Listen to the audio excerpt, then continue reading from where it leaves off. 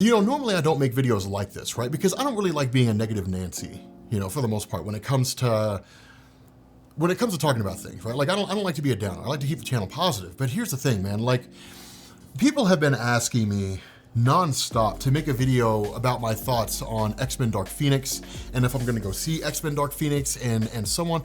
Let me tell you something, man, I'm not gonna go see that movie, and I never was. Like I watched that, and okay, here's the thing. I had it on good authority that movie was gonna be garbage. And the reason why was because everybody phoned it in. And I was like, there's no way that I'm gonna go see that. Like not a chance. And here's the reason why, right? Like when it comes to the X-Men movies from Fox, there have been like 3 redeeming qualities in that movie. First was well, I guess maybe 4. The first was like Ian McKellen, the name of whoever it was, yeah, Ian McKellen I think it was, who played like Magneto, like the old version of Magneto, Michael Fassbender who played the younger version, James McAvoy as young Xavier, and then like Patrick Stewart as the older Xavier, and then like Wolverine. And for the most part, like those were the only redeeming factors of those movies. Like you go into something like Days of Future Past, sure, that movie was great, but that's because it's based on an amazing story. People give that movie way too much credit. They're just kind of like, man, Fox did a fantastic job with this movie. No, they made a movie almost shot for shot, with the exception of a couple changes, based on one of the most like celebrated X-Men stories of all time, right? It'd be like if some random studio came out and made a movie about Triumph and Torment, right? Where like Doctor Strange and Doctor Doom team up and go to hell to free his mom's soul. Like that story was amazing, and anybody who makes it, they'd have to intentionally go out of their way to screw it up. So I mean, but like by and large, you can't look at like the X-Men as a whole in the Fox universe and say like, well, I mean, it's great, they just kind of missed it a couple times. No, it's bad, they just got it right a couple times. Like that's all that is, and that's all it ever was. And so when I look at something like Dark Phoenix, like as soon as that movie was announced, I was like, that movie's gonna be terrible. And the reason why is because the Dark Phoenix is not a story that you do like that. You can't just throw the Dark Phoenix out. Like you have to build up to it, right? Like it'd be like if they brought in Thanos as the main villain for Avengers 1 and then killed him off. How anticlimactic would that be? How dumb would that be? A villain like that, a character like that, needs time to grow and to kind of become this sort of background menacing concept that's looming out there in the distance, and it's only a matter of time before they show up. And when they do, all hell's gonna break loose. Like that's the feeling you need to have when you look at something like the Dark Phoenix. Okay, like here's a good example. Look at the Marvel Cinematic Universe, right? Like the whole basis behind trends, right, is that somebody somewhere comes along and does something, and then like everybody in the world copies it, right? Like it's the nature of setting trends. Like look at the Marvel Cinematic Universe. Like you had Marvel, who was on the verge of bankruptcy. They went to Merrill Lynch, took out a loan for $500 million and said, let's make Iron Man. And so then they hire Robert Downey Jr. They bring him in. Nobody thought he was gonna succeed. Marvel had to go on a campaign and convince the world he wasn't a robot, and then they released the movie, and to the surprise of pretty much every single person in the movie-going audience, the film was fantastic. But what if they had killed Iron Man at the end of the first movie? You wouldn't have cared. You wouldn't have cared that Tony Stark died. You would have just been like, well, damn, that's crazy. And then like on to the next one, that's it. But he died at the end of Avengers Endgame. Why? Because he had 10 years. Because I don't care what anybody ever tells me, the first 10 years of the Marvel Cinematic Universe was the rise and fall of Tony Stark. That's all it was. It was the story of Tony Stark. Everybody else was a supporting character. And that doesn't mean that I'm not trying to tear down like Tom Holland or Chris Evans or anybody. They all did fantastic and their roles were amazing. And I'll talk about them here in a second.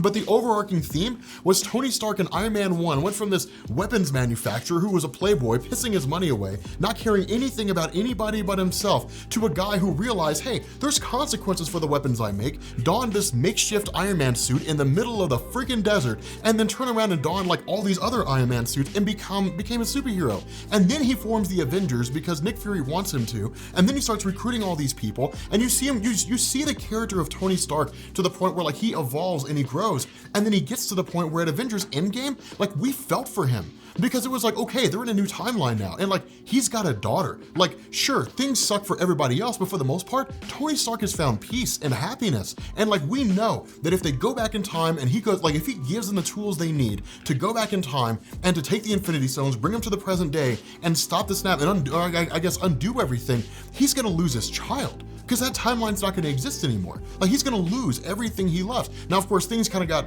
caught up in the murk and everything sort of changed up anyway and his daughter's still there, but the overall gist of all this is that in that moment, at that time, we were afraid he was gonna lose his happiness. Like he was gonna lose his child, the one thing that he always wanted. Like we thought he was gonna lose it. And like we felt for that. At the end of the movie, when Iron Man dies, people were crying in the theater. Like I was sitting down there, I was sitting down there in the front row, right? You've got Caitlin from That Sea Monster, you've got her fiance Doug, you got myself, you got Mariah, you got myself, you have like Dan, you got Houston, you got a handful of others, you got like DJ, like Comic Historian's personal trainer, you got Comic Historian, you got his brother Andy, you got his wife Edith, you've got Benny's wife Natalie. We've got like the whole crew, right? Like we rolled into that bitch like 15 strong, right? It's like we go in there, we're watching this movie, Iron Man dies at the end and it's nothing but tears. It's like when Mufasa died in The Lion King. It was like the saddest thing ever. There wasn't a dry eye in the house. I even teared up a little bit, to be honest. You know, I mean, it was, you know, golly gee, a single tear rolls down my cheek, but it was like, even I teared up a little bit because you felt for his character, because you looked at that and it was like, oh my God, it makes sense that they would, but I didn't think they actually could. Like you live in that moment and you say, damn, Iron Man died. Now, you extrapolate that out to the other characters, right? Like Tom Holland as Spider-Man, it looks like the most fun ever. Like Tom Holland is Spider-Man. And I don't care what anybody tells me, he's hiding powers. Like he's like the perfect person to play Spider-Man because he's young, he's vibrant, and he obviously enjoys the hell out of what he does. He surprises fans on a whim. I mean, things like that, like seeing someone who kind of brings a character to life in a way to where it almost like transcends the silver screen and steps into the real life. That's a hard thing to find. You look at the character of Chris Evans, right? Like Captain America, the like fighting freedom is what this guy basically was. He knew where his life was going. He understood how things were transpiring and he was gonna settle down and have a life with Peggy Carter. And then what happens? Like the Red Skull gets teleported away because he tries to mess with the Cosmic Cube. Captain America has to fly this thing down into like this thing's crashing into the Arctic. He ends up crashing along with it and he's frozen in ice for 70 years. Like that. Everything he knew and loved was gone in the blink of an eye. His future with Peggy Carter, gone. His future with all of his friends and family, gone. His future with Bucky Barnes, gone. Every single thing he knew and loved, gone. Like it was out just like that. And he had no idea. He was just frozen in ice. The guy gets thawed out into a world he doesn't know and ends up like having to come to grips with all that, all the while knowing the life he knew is totally gone. Captain America is a man out of time trying to make his way in the world. And which one of us have never been in that situation, right? Like anybody who's moved to a new school and felt out of place, anybody who moved to a whole new town and felt out of place, anybody who started a new job and felt out of place. Feeling out of place and the fear of failure are the things that govern the life of Captain America. And every single one of us have felt that way. So every single person that looked at Captain America understood that. The character of Thor was a guy who was selfish and who didn't care about anybody but himself. A lot like Iron Man, a spoiled little brat was cast down and forced to live on Earth with human beings, the most basic things in the entirety of the universe. You have like these characters, like a Kree could show up on Earth and punch a hole through the chest of a human. Like humans are that weak in the Marvel Universe. Thor is forced to live among them. He learns humility, begins to realize, hey, maybe the universe doesn't really revolve around me, and goes on to become a superhero. And then you get into Infinity War, and then you get into Endgame, and the entire arc of Thor in those two movies is he has his chance to save everyone, and then he fails. And so the entirety of Avengers Endgame is Thor operates under the belief that half the life of the universe is dead because he screwed up, because he missed his one shot. Like that's a huge amount of weight and a huge amount of guilt to carry, and you see it in his character. You see it in the character as he goes through the movie. He got all fat. He's the Big Lebowski, like when the movie first starts, talking to New Master 69, like he's gonna be able to find me. Like all these things are going on with all these different characters. Ronan, the guy loses his entire family. Like Hawkeye, he was a character that nobody, like I didn't care about Hawkeye. Hawkeye and Black Widow were people who could shoot accurate. Rahu, like there's a world full of assassins with people like that. The Hand could take those guys out, they don't matter. And then like Hawkeye loses his entire family. They get dusted. And then he goes on a warpath, right? Like goes on a warpath, and it was amazing. Scott Lang, the guy that nobody took seriously, is a guy who comes up with the only possibility they have to save the universe. All these characters have all these amazing arcs, and they move in a forward direction, and the characters evolve and the characters grow.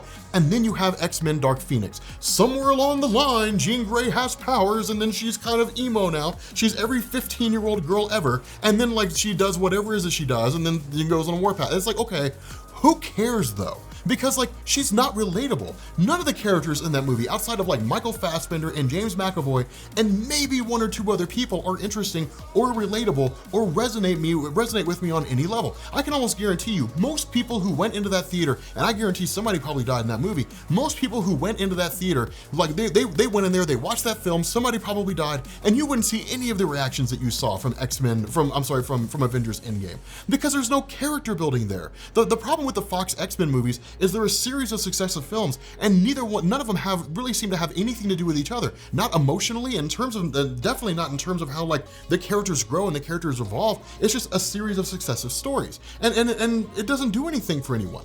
You don't grow attached to those characters. I mean, I loved Michael Fassbender's Magneto when he was in X-Men First Class, because the guy's entire life was just like a struggle. He'd known nothing but like loss and sacrifice. So like that was interesting, because on a personal level that resonated with me. But like James McAvoy as Xavier, to me that was interesting because he was the guy trying to make his way. But like aside from a couple of different characters, I didn't care, and I still don't. And that's the crappy thing, because I've been reading the X-Men comics for 25 years. Not even to sound arrogant, I'm probably in the top 1%, if not the 1% of the 1% most knowledgeable X-Men people out there on the face of the world. And that's not to be arrogant, it's because it's probably true. I mean, I guess you could sit me alongside all these people and start asking questions, stuff like that, but I've been reading X-Men that long. They're that much a part of my life, and I'm that attached to the comics. And so to see them kind of portrayed in the Fox X-Men universe, where like Hugh Jackman is the only character that anybody ever really seems to talk about or care about, is kind of a travesty, because at the end of the day in the comics, like Wolverine hasn't been that interesting since the mid-1980s.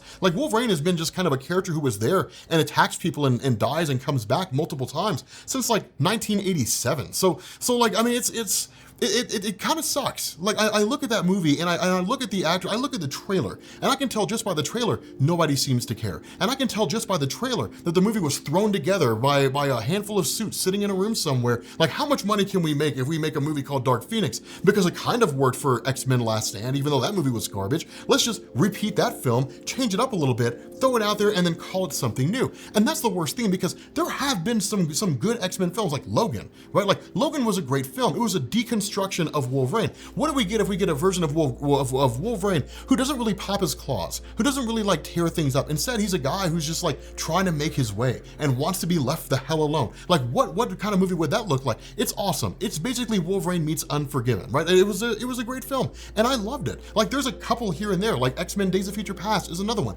X-Men Apocalypse was terrible. X-Men 1, 2, and 3 were all bad. Like I look at those films and it's just like there's more misses than hits, because they're not being made by people who are fan of superheroes. They're made by people who are trying to make money off of superheroes and failing disastrously because the movies are making are garbage. And this is the last film that was supposed to be done for the X-Men. If ever there were going to be a great movie that should have set the X-Men off on the right path and said, okay, like you guys have done an awesome job. We're setting you off. You guys are going to ride off into the sunset and it's happily ever after. Roll credits. Roll a theme from Magnificent Seven. Like if that's what we were going to get, then like it shouldn't have been Dark Phoenix. That's a movie you build up to over the course of 10 years. Dark Phoenix is like the equivalent of Avengers Endgame. It takes time to get to that point. It takes time to build that up, because you have to feel for the characters. You have to understand the struggle. Like you have to understand how hard it is for Wolverine to like have to face the fact that he has to kill Jean Grey. That's a big thing. He got cut from the whole movie because of age differences, I guess. But you know, the character of Cyclops, like losing his wife, like Cyclops quits in the comics, Cyclops quits the X-Men after Jean Grey dies at the end of Dark Phoenix.